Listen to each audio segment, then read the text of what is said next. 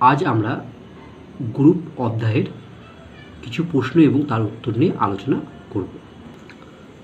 First question, if G compose be a group and a belongs to G, if order of A equal to n and P is a prime to n, that is GCD of P comma n equal to 1, then show that order of A to the power P equal to n.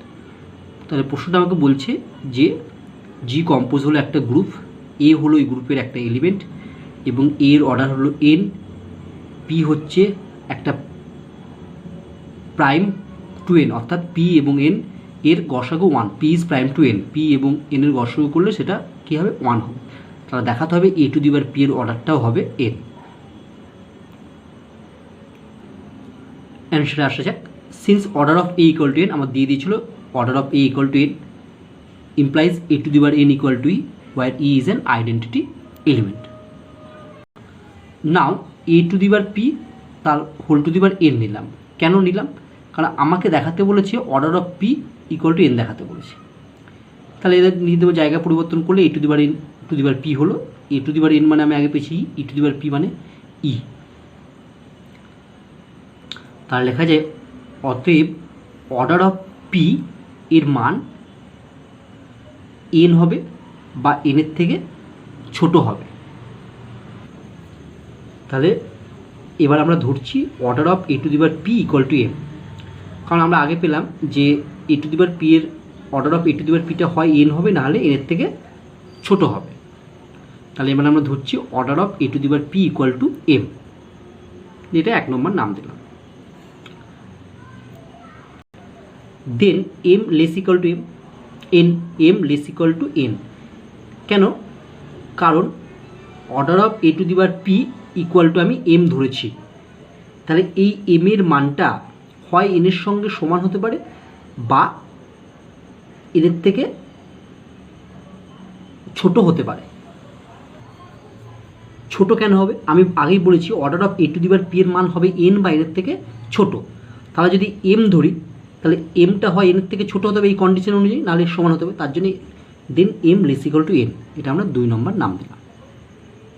Since order of a to the power p equal to m ধরেছি, তাহলে a to the power p এর পাওয়ারে যদি m বসে তাহলে a to the power p m equals to e হবে। Since a to the power n equal to e আমরা প্রথমেই পেয়েছি, আবার a to the power p m equals to ই, তাহলে আমরা কি বলতে পারি n is a divisor of p m. যেহেতু পি আর n পরস্পর কি প্রাইম, মানে জিসিটি অফ এন পি 1, তাহলে বলতে পারি n is a divisor of m। তাহলে বলছি m কে n দিয়ে ভাগ করা যায়, তাহলে m কে যদি n দিয়ে ভাগ করে তাহলে nটা অবশ্যই m এর থেকে ছোটো, তাহলে n less equal to m, তাহলে এটা নাম দিলাম আমরা 3। Hence from 2 and 3 we get m equal to n। কেন? আমরা 2 এ কী পেয়েছিলাম দেখো, 2 নম্বরে পেয়েছিলাম m less equal to n, 3 নম্বরে পেলাম n less equal to m, তাহলে 2 আর 3 থেকে আমরা লিখতে পারি m ইকুয়াল টু n। তাহলে m আর n সমান। তাহলে এবার যদি 1 নঙে আমি ধরেছিলাম কি, 1 নঙে আমি ধরেছিলাম order of a to the power p equal to m, তাহলে m আর n সমান, তাহলে order of a to the power p equal to কী হয়ে গেল, n হয়ে গেল। Then from 1 order of a to the power p equal to n proof. Next question কী বলছে, if a be an element of a group G compose, if order of A is infinite and P is a positive integer, then show that order of A to the power P is infinite. তার মানে আমাকে জি compose একটা group বলেছে, তার একটা element আছে A এবং এর অর্ডারটা ইনফাইনাইট হলে A to the power P এর অর্ডারটাও ইনফাইনাইট হবে, P is an integer। আমরা অ্যান্সারে আসছি।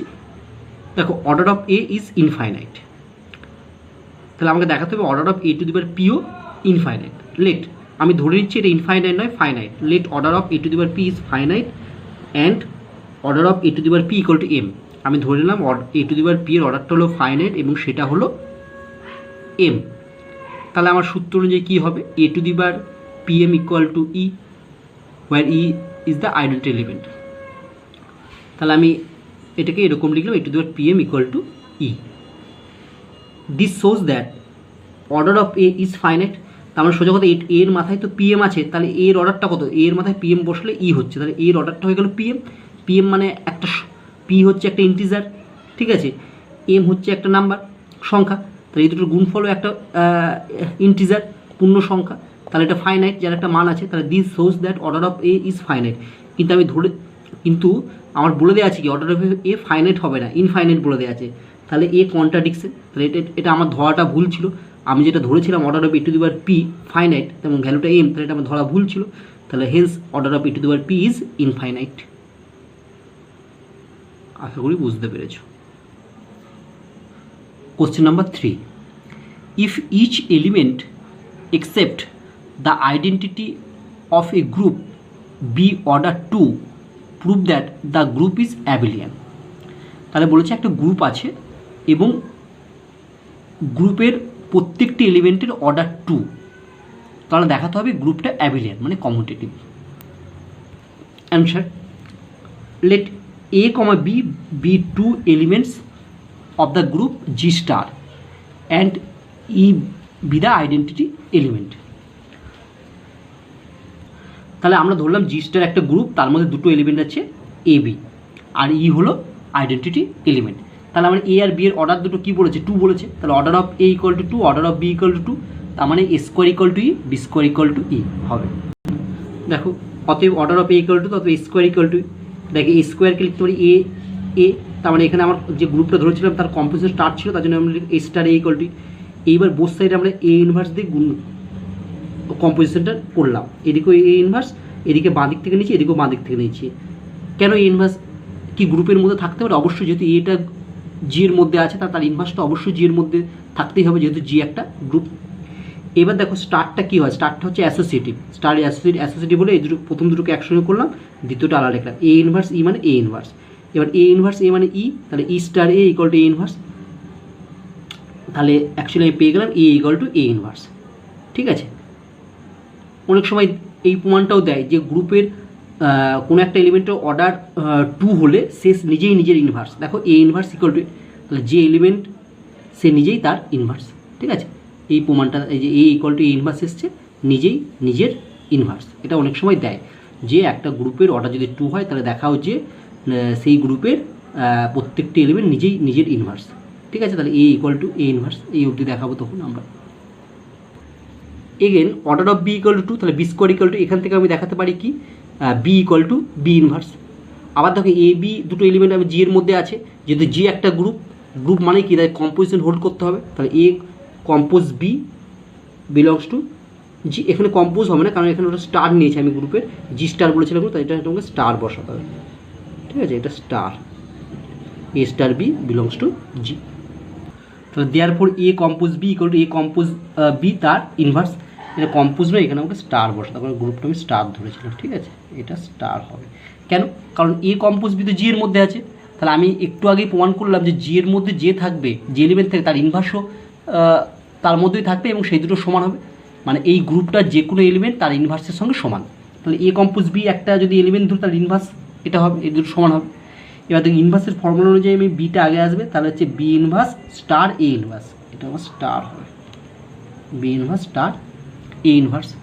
বি ইনভার্স মানে আমরা আগে পেয়েছি বি, এ ইনভার্স মানে যদি বসাই এটা স্টার হবে মাঝে, তাহলে অতএব a star b equal to b star a for all a b belongs to G. এটা মানে হচ্ছে অ্যাবিলিয়ান বা commutative, hence the group is abelian, প্রমাণ হয়ে গেল। 4 number question, if G compose be a group in which a compose b the square equal to a square compose b square for all ab belongs to g, prove that the group is abelian। g compose একটা group বলেছে এবং এর দুটো element ab হলে তাদের মধ্যে condition বলেছে a compose b তার whole square equal to a square compose b square, তাহলে দেখাতে হবে গ্রুপটা আমার অ্যাবিলিয়ান। অ্যান্সার দেখো প্রথমে যেটা দেওয়া আছে গিভিন এটা, এবার এটাকে স্কোয়ার মানে দুটো এলিমেন্ট এ স্কোয়ার মানে এ লেখা যায়, এখানে যেহেতু কম্পোজিশন ইউজ করতে তাহলে এই কম্পোজে, তাহলে এ কম্পোজ বি আবার কম্পোজ এ কম্পোজ বি, এইটাকে এ স্কোয়ারকে লিখতে পারি এই কম্পোজে, মাঝে কম্পোজিশন ছিল বি স্কোয়ার লিখলে বি কম্পোজ বি। যেহেতু এটা গ্রুপ তাহলে এটা অ্যাসোসিয়েটিভ হবে, এবার মাঝের দুটোকে আমি একসঙ্গে লিখবো, বাকিগুলো আলাদা করবো, এখানেও তাই করবো। দেখো ঠিক আছে, মাঝের দুটোকে একসঙ্গে রেখেছি, এখানেও তাই করেছি, কেন, কারণ কম্পোজিশন ইজ অ্যাসোসিয়েটিভ। এবার দেখো উভয় দিকের বাঁ দিকে এ আমি বাদ দিলাম, তার জন্য আমরা কী লিখলাম, এ বাদ দিলে পুরো থাকে এটা, এটা থাকে লেফট ক্যান্সেলেশন ল হোল্ড করবে। এবার দেখো উভয় দিকে ডান দিক থেকে বি বাদ দেবো, বি বাদ দিলে কী হবে, রাইট ক্যান্সেলেশন ল হলো। তাহলে উভয় দিক থেকে বি বাদ দিলে তাহলে এটা থাকলো রাইট ক্যান্সেলেশন ল লাগিয়েছি। তাহলে আমি পেলাম b compose a equal to a compose b. এটা মানে উল্টো ঘুরিয়ে লিখলাম, a compose b equal to b compose a, এটা আগে লিখলাম এটা পরে লিখলাম। তাহলে এটা মানেই তো এটা abelian, hence the group is abelian or the group is commutative. Abelian আর কমিউটেটিভ একই ব্যাপার। Question number 5, find all the elements of order 10 in the group Z30+। আমাকে Z30+ সেই সমস্ত এলিমেন্টগুলো বার করতে বলেছে যার অর্ডারটা হবে 10। অ্যান্সার, Z30 এলিমেন্টগুলো 0, 1, 2 থেকে 29 অবধি হবে। আমি যদি ধরি এ বিলংস টু Z30, এ হচ্ছে যে কোনো একটা এলিমেন্ট, মানে এই এলিমেন্টগুলো হচ্ছে যে কোনো একটা যে Z30 মধ্যে আছে। তাহলে ঠিক আছে, এ হলো যে কোনো একটা এলিমেন্ট যেটা Z30 মধ্যে আছে এবং তার অর্ডারটা হচ্ছে 10। যেহেতু এটা প্লাস আছে, প্লাসের ক্ষেত্রে কী হয়, তাহলে আমার কন্ডিশন অনুযায়ী কী হবে, এন এ। তাহলে এন মানে হচ্ছে যদি অর্ডারটা এন হতো তাহলে N A equal to identity element, এখানে আইডেন্টি এলিমেন্ট গ্রুপের কত 0, তাহলে এখানে হবে 10 এ ইকুয়াল টু 0। এইবার এই এলিমেন্টগুলোর মধ্যে কোনটা এই কন্ডিশন স্যাটিসফাই করছে এবং দেখতে হবে সেই এলিমেন্টের জন্য কিন্তু 10টা হচ্ছে লিস্ট, সব থেকে ছোটো। যদি দেখা যায় সেই এলিমেন্টের জন্য 10-এর থেকে ছোট সংখ্যা পেয়ে যাচ্ছি তাহলে তার অর্ডারটা 10 হবে না। ঠিক আছে, আচ্ছা, অতএব দ্য এলিমেন্টস আর, দেখো 3-এর সাথে দেখো 10 গুণ করলে 3 × 10 = 30 হয়, তাই তো। তাহলে 3-এর সাথে যদি 10 গুণ করি তার মানে হচ্ছে দেখো আমি যদি 3-এর 10 × 3 তার মানে হচ্ছে 0। 30 হলে তো 30 দিয়ে ভাগ করলে সেটা 0 হয়। ঠিক দেখো 9-এর অর্ডারও হবে কত, 10 হবে। ঠিক এইভাবে এই এলিমেন্টগুলো হবে। বাকি দেখো তুমি বলবে যে স্যার যে 6-এর অর্ডারও তো 10 হবে, কারণ 6 বসালে হচ্ছে 6 × 10 = 60 ভাগ করা যায়। কিন্তু 6-এর আগে দেখো 10-এর চেয়ে কম সংখ্যা পাবে যেটা 30 দিয়ে ভাগ করে 0 হয়। কী পাবে, 5, 5 × 6 = 30, তাহলে 6-এর অর্ডার হচ্ছে 5। ঠিক আছে, কিন্তু এই এলিমেন্টগুলোই আছে একমাত্র যেটা শুধুমাত্র সবচেয়ে ছোট সংখ্যা 10 দিয়ে গুণ করলে সেটা ভাগশেষ তার 0 থাকবে। বাকি এলিমেন্টে 10-এর থেকে ছোট সংখ্যা দিয়ে গুণ করলে ভাগশেষ 0 থাকবে। ঠিক আছে, next question, in a group G a and b are 2 distinct elements of order 2, then 1 number বলেছে if a and b commute prove that order of A b 2। 2 number বলছে if a and b are not commute prove that order of A B A inverse equal to 2। তার মানে এখানে দুটো আমাকে question দিয়েছে। প্রথমে বলে দেওয়া আছে দুটোর জন্যই যে জি একটা গ্রুপ, এ আর বি হলো এই গ্রুপের দুটো এলিমেন্ট যাদের অর্ডারটা হচ্ছে 2। এইবার 1 নম্বর দেখাতে যদি এ বি অ্যাবিলিয়ান বা কমিউট হয় তাহলে দেখাতে হবে অর্ডার অফ এ বিটা হচ্ছে 2। আর 2 নম্বর দেখাতে হবে যদি এ বি কমিউট না হয় তাহলে order of A B A inverse এটা হবে 2। আমরা প্রথমে এর অ্যান্সারটা করব। দেখো আমাকে বলেছিল জি একটা গ্রুপ যার মধ্যে দুটো এলিমেন্ট এ আর বি যাদের অর্ডার হচ্ছে 2, তাহলে order of a equal to order of B equal to, তাহলে a square equal to b square equal to where e is the identity element. Since প্রথমটা যখন অ্যান্সারটা আমি করছি এটা এ আর বি বলেছে কমিউট, তাহলে সিন্স যেহেতু a and b commute then a b equal to b a. তাহলে এটা একটা গ্রুপ বলেছে, কোনো কম্পিটিশন এটা বলে দেয়নি, তাই আমরা কোনো কম্পিটিশন ইউজ করিনি। যদি স্টার বলতে তাহলে লিখতে হবে a star b equal to b স্টারে, যেহেতু ওরা কিছু বলে দেয়নি বলে আমি simple a b equal to b এরকম লিখবো। কিছু না বলে দিলে আমরা কোনো কম্পোজিশন মাঝে ইউজ করব না। এইবার আমি কি দেখাবো, দেখো আমাকে দেখাতে বলেছে order of A b equal to, তার মানে আমাকে কি প্রমাণ করতে হবে, a b square equal to e প্রমাণ করলে order of A b equal to 2 হয়ে যাবে প্রমাণ। নাও আমি লিখলাম এ বি তার স্কোয়ার সমান সমান ই দেখাতে পারলে এ বি এর অর্ডার 2 প্রমাণ হবে।